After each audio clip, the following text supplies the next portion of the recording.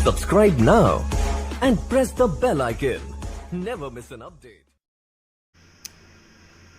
Hello दोस्तों, स्वागत करता हूँ सबका एक बार फिर से इस यूट्यूब चैनल पर। साथियों, हिंदी शिक्षण का टेस्ट नंबर 7 आपके लिए लेकर आया हूँ और इस टेस्ट में आपके 30 प्रश्न हिंदी शिक्षण को आपको देखने को मिलेंगे। मित्रों, ये जो 30 प्रश्न हैं इसकी पीडीएफ मैंने डिस्क्रिप्शन बॉक्स में लिंक दे रखा है और कमेंट बॉक्स में भी मैं कमेंट करके आपको लिंक दे दूँगा, तो पीडीएफ भी ज़रूर डाउनलोड करें, बिल्कुल निःशुल्क है मित्रों। और ये जो 30 प्रश्न हैं, ये 30 प्रश्न आपके भाषा शिक्षण की विधियों से, भाषा शिक्षण के उपागम से और भाषा शिक्षण में आने वाली कठिनाइयों से लिए गए हैं। तो बहुत ही शानदार, बहुत ही महत्वपूर्ण प्रश्न आपको देखने को यहाँ पर मिलने वाले हैं। मित्रों, शिक्षण विधियों और पेडागोजी का अनोखा संगम, बहुत ही शानदार 30 प्रश्न है, इसलिए आप टेस्ट को पूरा देखें। बहुत ही नई नई चीज़ें आपको इस टेस्ट में मिलने वाली है। तो चलिए शुरू करते हैं। प्रथम प्रश्न आता है, प्राथमिक स्तर पर भाषा सिखाने की सर्वश्रेष्ठ विधि है। बच्चों के साथ कविता गाना, बच्चों को कहानी सुनाना, बच्चों को पाठ्य पुस्तक पर आधारित वीडियो कार्यक्रम दिखाना और बच्चों को भाषा का प्रयोग करने के विविध अवसर देना। तो मित्रों, प्राथमिक स्तर पर भाषा सिखाने की सर्वश्रेष्ठ विधि, आपको यहाँ पर सर्वश्रेष्ठ जो विकल्प आपको है दिख रहा है, आपके अनुसार इसमें सर्वश्रेष्ठ विकल्प कौन सा रहेगा? साथियों, चौथा विकल्प सही है, बच्चों को भाषा प्रयोग करने के विविध अवसर देना। यदि आप बच्चों को भाषा प्रयोग करने के बहुत सारे अवसर दोगे तो बच्चे प्राथमिक स्तर पर आसानी से भाषा सीख सकते हैं। मित्रों, एक विशेष सूचना ये है कि कल से 11th RBSC की जो बुक है उसको लगभग 15 दिन लगेंगे पूरा करने में। बहुत ही शानदार चीज़ें आपको पढ़ाऊँगा, बहुत ही अच्छे से। तो कल से डेली रेगुलर साइकोलॉजी का एक वीडियो आने वाला है 11th RBSC की बुक से, तो ज़रूर इस सीजन को अटेंड करें। बिल्कुल आपको मैं सभी को बुक अवेलेबल करा दूंगा अगर आपके पास वो बुक नहीं है तो मित्रों, बिल्कुल कल से 11th RBSC की साइकोलॉजी की बुक स्टार्ट करने वाले हैं। बिल्कुल निःशुल्क है, सारा का सारा कोर्स बिल्कुल निःशुल्क है मित्रों, तो ज़रूर से ज़रूर जुड़े। इस जो ये कोर्स चलाया गया है, इस कोर्स को हमेशा लगातार लेते रहें, आपके जीवन में ये चीज़ बहुत ज़्यादा काम आने वाली है। प्रश्न नंबर 2 देखेंगे मित्रों, भाषा सीखने सिखाने के संबंध में निम्नलिखित में से कौन सा कथन सही है? बच्चे स्कूल आकर ही भाषा सीखते हैं, बच्चे अपने परिवार से ही भाषा सीखते हैं, बच्चे स्कूल में मानक भाषा का प्रयोग करते हैं और बच्चे स्कूल आने से पूर्व ही भाषा की पूंजी से लैस होते हैं। तो मित्रों देखिए, यहाँ पर भाषा सीखने सिखाने के संबंध में जो सही कथन है वो है, बच्चे स्कूल आने से पूर्व ही भाषा की ही पूंजी से लैस होते हैं। चौथा विकल्प आपका यहाँ पर राइट है। प्रश्न नंबर 3 पे चलते हैं। भाषा अर्जित करने में वाइगोत्स्की ने किस पर सबसे अधिक बल दिया? तो मित्रों, ये 4 विकल्प आपके सामने हैं, इनमें से आपको बताना है कि वाइगोत्स्की ने किस पर सबसे अधिक बल दिया। तो मित्रों, यहाँ पर आपका जो सही आंसर है वो रहेगा दूसरा विकल्प, समाज में होने वाले भाषा प्रयोगों पर इन्होंने सबसे अधिक बल दिया है। समाज में जो भाषा प्रयोग की जाती है लोगों के द्वारा, उससे ही बालक भाषा सीखता है, ऐसा इनका मानना था। तो दूसरा विकल्प आपका सही है। प्रश्न नंबर 4 देखेंगे, काव्य शिक्षण का उद्देश्य है। आपके सामने 4 विकल्प है, इनमें से आपको बताना है कि काव्य शिक्षण का उद्देश्य क्या है। तो मित्रों, इसके लिए आपको थोड़ा सा समय भी मिलेगा। बताइए राइट आंसर। साथियों, इसका राइट आंसर है रस अनुभूति एवं आनंद अनुभूति कराना। रसानुभूति या आनंदानुभूति भी आप इसको कह सकते हो। ये काव्य शिक्षण का मुख्य उद्देश्य होता है। प्रश्न नंबर 5 देखेंगे। 5वां प्रश्न है, नाटक शिक्षण में कक्षा अभिनय प्रणाली के प्रयोग से। बताइए कि जो नाटक शिक्षण के अंतर्गत जो कक्षा अभिनय प्रणाली होती है उसका प्रयोग यदि किया जाता है तो दिए गए विकल्पों में से कौन सा विकल्प सही रहेगा? मित्रों, राइट आंसर है पात्र अनुसार बच्चों द्वारा अभिनय से सीखने की प्रक्रिया में तेजी आती है। तो मित्रों देखिए, कक्षा अभिनय प्रणाली में क्या किया जाता है कि जो नाटक में पात्र होते हैं उन कुछ बच्चों को सेलेक्ट कर लिया जाता है कि आपको इसका रोल करना है और उसी के अनुसार उसको कथन कहना होता है। तो आपका दूसरा विकल्प सही है। प्रश्न नंबर 6 है मित्रों, प्राथमिक स्तर पर भाषा सिखाने से तात्पर्य है। राइट आंसर बताइए कि भाषा सिखाने से तात्पर्य प्राथमिक स्तर पर क्या होता है? तो साथियों, राइट आंसर है भाषा का प्रयोग सिखाना। आपका चौथा विकल्प सही है। आप बच्चों को भाषा का प्रयोग सिखा रहे हो, यही प्राथमिक स्तर पर भाषा सिखाने का मतलब होता है। प्रश्न नंबर 7 देखेंगे मित्रों, प्राथमिक स्तर पर भाषा शिक्षण की प्राथमिकता होनी चाहिए। तो राइट आंसर बताइए, आराम से इसको पढ़िए और फिर आंसर दीजिए कि प्राथमिक स्तर पर भाषा शिक्षण की प्राथमिकता क्या होनी चाहिए। मित्रों राइट आंसर है बच्चों की रचनात्मकता और मौलिकता को पोषित करना। तीसरा विकल्प सही है कि भाषा शिक्षण की प्राथमिकता प्राथमिक स्तर पर बच्चों की रचनात्मकता और मौलिकता को पोषित करना होता है। तीसरा विकल्प सही है आपका। प्रश्न नंबर 8, बच्चे अपने परिवेश से स्वयं ज्ञान अर्जित करते हैं, इसका एक निहितार्थ यह है कि विकल्प है। पढ़िए आराम से विकल्पों को और फिर आंसर बताइए। मित्रों राइट आंसर है तीसरा विकल्प, बच्चों को समृद्ध भाषिक परिवेश उपलब्ध कराया जाए। देखिए बच्चे अपने परिवेश से स्वयं ज्ञान अर्जित कर रहे हैं, तो इसका मतलब क्या है कि अगर उनको समृद्ध भाषिक परिवेश उपलब्ध कराया जाएगा तो अच्छा ज्ञान अर्जित करेंगे वहाँ पर अच्छी तरह से, सरल तरीके से। तीसरा विकल्प सही है आपका यहाँ पर। प्रश्न नंबर 9 देखेंगे मित्रों, पत्र पत्रिकाएं भाषा सीखने में, विकल्प है आपके सामने ये 4। तो पत्र पत्रिकाएं भाषा सीखने में बताइए राइट आंसर। मित्रों राइट आंसर है साधक है, साधक। ठीक है, आपका तीसरा विकल्प यहाँ पर सही है, त्रुटियों को बढ़ावा देती है, ये गलत है। बड़ों के पढ़ने की वस्तु है, गलत है। बाधक है, क्या है, एक साधक है पत्र पत्रिकाएं भाषा सीखने में। नेक्स्ट 10वां प्रश्न है, जो बच्चे विशेष रूप से पढ़ने में कठिनाई महसूस करते हैं वह डिस्ग्राफिया से ग्रस्त होते हैं, मंदबुद्धि होते हैं, डिसलेक्सिया से ग्रस्त होते हैं या सीखने में अक्षम होते हैं।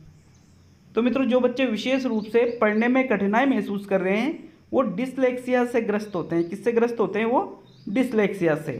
मित्रों यहाँ पर पठन संबंधी ये विकार इसको कहा जाता है। तीसरा विकल्प आपका यहाँ पर सही है।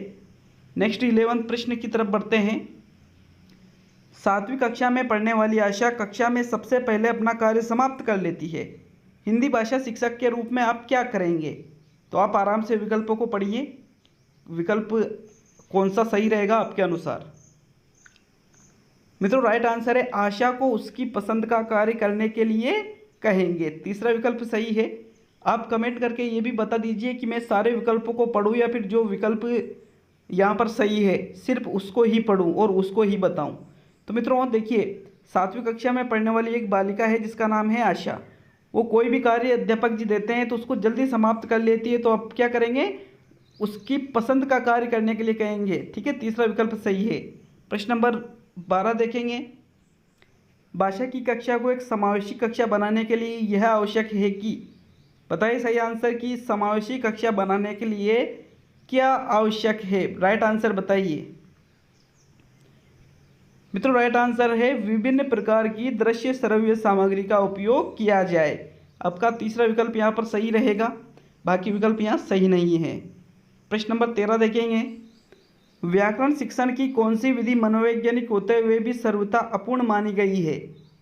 तो मित्रों व्याकरण शिक्षण की जो भाषा संसर्ग प्रणाली है ये मनोवैज्ञानिक होते हुए भी अपूर्ण विधि मानी जाती है। तीसरा विकल्प सही है यहाँ भी। नेक्स्ट प्रश्न है, प्राथमिक स्तर पर कविता शिक्षण की प्रणाली है। तो मित्रों प्राथमिक स्तर पर कविता शिक्षण की प्रणाली है अभिनय प्रणाली। कौन सी प्रणाली है? अभिनय। पूर्व प्राथमिक स्तर पर इसी प्रणाली को गीत प्रणाली के नाम से जाना जाता है। तो यहाँ पर आपका दूसरा विकल्प सही है। नेक्स्ट 15वें प्रश्न की तरफ बढ़ते हैं। पूर्व प्राथमिक कक्षाओं को हिंदी पढ़ाने की सर्वोत्तम पद्धति है। तो मित्रों जो पूर्व प्राथमिक कक्षाएं हैं उनके लिए तीनों पद्धतियां सर्वोत्तम हैं। आपका चौथा विकल्प सही रहेगा, किंडरगार्टन, खेल और अभिनय। तीनों पद्धतियां सर्वोत्तम हैं। आपका चौथा ही विकल्प यहाँ सही है। नेक्स्ट प्रश्न देखेंगे 16वां। अक्षर बोध विधि, ध्वनि साम्य विधि, भाषा शिक्षा पत्र विधि आदि किस शिक्षण के अंतर्गत आती है? तो मित्रों ये जो अक्षर बोध, ध्वनि साम्य, भाषा शिक्षा पत्र ये वाचन शिक्षण के अंतर्गत आती है। प्रथम विकल्प यहाँ पर सही है। कमेंट करके जरूर बताएं कि आपके कितने प्रश्न सही होते हैं और मित्रों ये भी कमेंट करें कि प्रश्न आपको कैसे लगे। नेक्स्ट 17वां प्रश्न जरूर देखेंगे।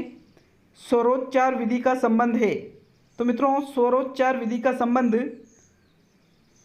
किससे है? राइट आंसर है अक्षरों तथा शब्दों की ध्वनियों से। आपका चौथा विकल्प सही है। स्वरोच्चार विधि का संबंध अक्षरों से भी है और शब्दों की ध्वनियों से भी है।